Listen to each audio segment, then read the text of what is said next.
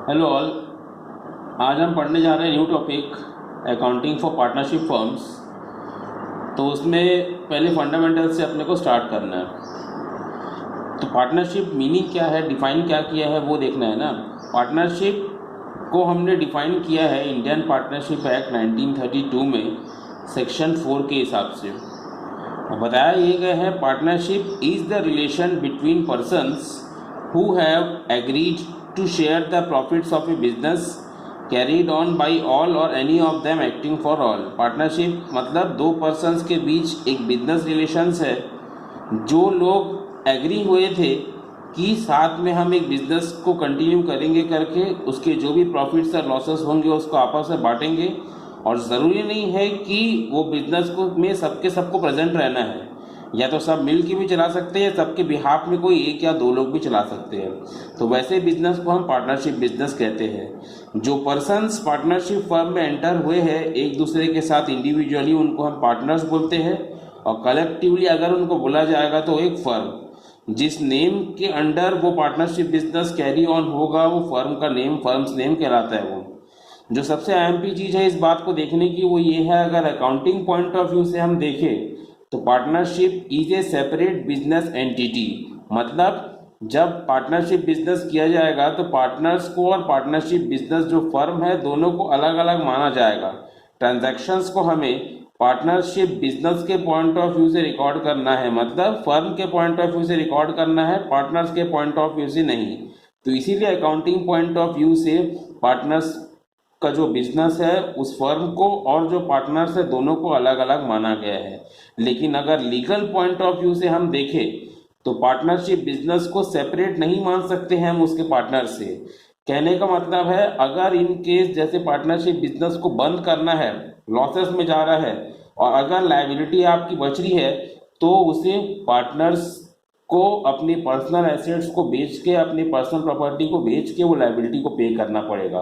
उसीलिए legal point of view से बोला जाए तो पार्टनरशिप जो फर्म है वो और पार्टनर्स दोनों सेम नहीं होते हैं, क्योंकि at the time of dissolution अगर फर्म की लायबिलिटी बनती है, बच जाती है, तो पार्टनर्स भी उस लायबिलिटी को पे करने के लिए इक्वली उतने ही रिस्पॉन्सिबल रहेंगे और प्लस उनको अपने पर्सनल प्रॉपर्टी से रिकवर करके उस लायबिलिटी को पे करना पड़ेगा। उसने लीगल पॉइंट ऑफ व्यू से दोनों को सेम माना गया है और अकाउंटिंग पॉइंट ऑफ व्यू से दोनों को डिफरेंट माना गया है। फीचर्स की अगर बात की जाए तो कम से कम 2 पर्सन्स रहते हैं, मिनिमम 2 पर्सन्स।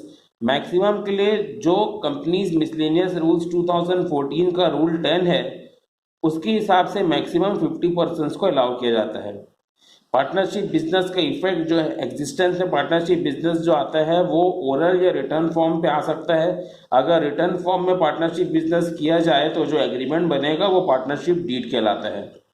हमेशा पार्टनरशिप बिजनेस में जो बनता है, partnership firm is form to do a lawful business. एक जो भी उनका बिजनेस रहेगा, जो भी काम वो करेंगे वो लीगल होना चाहिए, एज पर लॉ होना चाहिए। इलीगल बिजनेस के लिए अगर फॉर्म किया है तो उसे पार्टनरशिप फर्म नहीं बोला जाएगा। प्रॉफिट और लॉस की अगर बात करें तो जितने पार्टनर्स है प्रॉफिट और लॉसेस को उनको एक पर्टिकुलर रेशियो में बांटना रहता है। रेशियो कम ज़्यादा या इक्वल कुछ भी हो सकता है, लेकिन पहले से प्री डिसाइडेड रहता है कि किस रेशियो में उन्हें बांटना है करके। और बिजनेस जो भी रहेगा वो बिजनेस को या तो सबके सब चलाएंगे या सबके बदले में कोई एक पर्सन जो है वो भी रन कर सकता है। तो ये तो बात की फीचर्स की। अब आगे बात करते हैं हम पार्टनरशिप डीड और उसके कंटेंट्स की। तो पहले पार्टनरशिप डीड समझते हैं।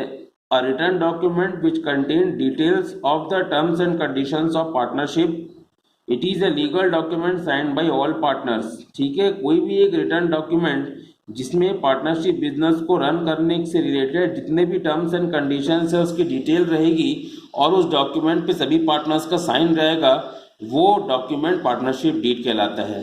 क्या क्या उसके क्लॉजेस या कंटेंट्स है वो अपने को समझना है। सबसे पहला उसमें रहता है जितने पार्टनर्स है सबका नेम, एड्रेस और उनकी पूरी डिटेल। पार्टनरशिप फर्म जो है उसका पूरा डिटेल रहेगा, डिस्क्रिप्शन रहेगा एड्रेस के साथ। Principal place of business, head office, branch office अगर है तो उसका डिटेल रहेगा। नेचर ऑफ बिजनेस, इंडस्ट्री है या ट्रेडिंग फर्म है या प्रोफेशनल फर्म है या और कोई सा है, वो नेचर डिस्क्राइब रहेगा। कमेंसमेंट ऑफ पार्टनरशिप, जिस डेट पे पार्टनरशिप बिजनेस की शुरुआत हुई थी। जो पार्टनर्स कैपिटल लगाए थे उन कैपिटल पे उनको कितना रेट ऑफ इंटरेस्ट दिया जाएगा, अगर पार्टनर्स ने कुछ ड्राइंग्स किया है तो किस रेट ऑफ इंटरेस्ट पे उनसे ड्राइंग्स पे इंटरेस्ट चार्ज होगा, प्रॉफिट एंड लॉस शेयरिंग की जो उनकी रेशियो थी, हर एक पार्टनर ने कितना कितना कैपिटल कंट्रीब्यूट किया है या करेंगे, लोन अगर किसी पार्टनर ने दिया है फर्म को तो उस पर कितना परसेंट का इंटरेस्ट रहेगा और किस पार्टनर को कितनी कितनी सैलरी कमीशन बोनस दिया जाएगा, ये सब डिटेल पार्टनरशिप डीड में मेंशन रहता है। अगर पार्टनरशिप डीड नहीं बनता है तो कुछ कुछ बेसिक रूल जो है वो एप्लीकेबल होते हैं in absence of partnership deed. ठीक, बहुत आईएमपी टॉपिक है ये। प्रॉफिट लॉसेस जो भी रहेंगे आपको शेयर करना है इक्वली सभी पार्टनर्स को, चाहे प्रॉफिट में हो या लॉस में हो, सभी पार्टनर इक्वली बांटेंगे। किसी पार्टनर को कोई भी इंटरेस्ट ऑन कैपिटल नहीं दिया जाएगा, भले वो कितना भी कैपिटल क्यों ना लगा दे। किसी पार्टनर से ड्राइंग्स पे इंटरेस्ट चार्ज नहीं किया जाएगा। अगर लोन है तो उसको 6% पर एनम के इंटरेस्ट से चार्ज किया जाएगा, और अगर लॉस भी होता है तो भी इंटरेस्ट ऑन लोन कंपल्सरी आपको पे करना है, ये ध्यान में रखना है। किसी पार्टनर को कोई रेम्यूनरेशन भी नहीं दिया जाएगा। तो ये सब रूल्स थे जो पार्टनरशिप डीड के एब्सेंस में एप्लीकेबल होते हैं। अब अगर बात की जाए अकाउंटिंग के पॉइंट ऑफ व्यू से, तो सबसे पहले पार्टनरशिप में बनता है प्रॉफिट एंड लॉस एप्रोप्रिएशन का अकाउंट। लेकिन प्रॉफिट एंड लॉस एप्रोप्रिएशन का अकाउंट समझने के पहले दो चीज को ध्यान में रखिएगा, दो कंसेप्ट को, एक होता है चार्ज और एक होता है एप्रोप्रिएशन। चार्ज का मतलब है एक ऐसा अमाउंट जो कंपल्सरीली अलाउ करना है, भले ही आपको प्रॉफिट हो या ना हो, कंपल्सरीली देने वाले जो चीज है उसको चार्ज बोलते हैं।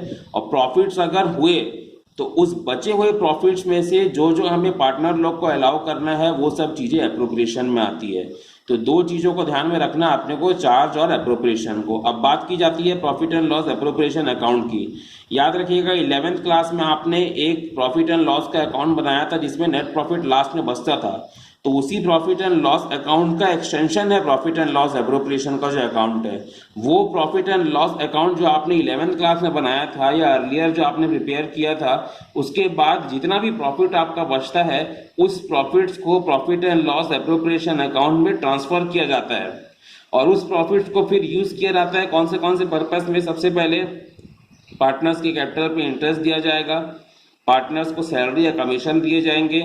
उसके बाद अगर कुछ हुआ तो रिजर्व्स में प्रॉफिट, मतलब आप कुछ प्रॉफिट को ट्रांसफर करते हैं, और लास्ट में जो प्रॉफिट बचेगा उसको प्रॉफिट शेयरिंग रेशियो में फिर पार्टनर्स में बांट दिया जाएगा। तो ये तो बात हुई थ्योरी की। अगर उसके फॉर्मेट की एक्सप्लेनेशन को हम अगर देखते हैं तो profit and loss appropriation account आपको हेडिंग में डालना है फॉर द ईयर एंडेड करके, जो भी रहेगा आपका ईयर वो मेंशन करना है। क्रेडिट से अगर हम देखें तो by profit and loss account लिखे। By profit and loss account हम इसलिए लिख रहे हैं क्योंकि प्रॉफिट एंड लॉस एप्रोप्रिएशन का अकाउंट जो है वो प्रॉफिट एंड लॉस अकाउंट बनने के बाद बनता है, और उसके बैलेंस को हम ब्रॉट डाउन कर रहे हैं करके by profit and loss account करके लिखे। जितना भी आपका नेट प्रॉफिट था उस प्रॉफिट को आपको लिखना है, उसमें से जो चार्ज वाले आइटम थे, चार्ज वाला आइटम मतलब जो कंपल्सरी आपको देने हैं, चाहे आप प्रॉफिट में हो चाहे लॉस में हो।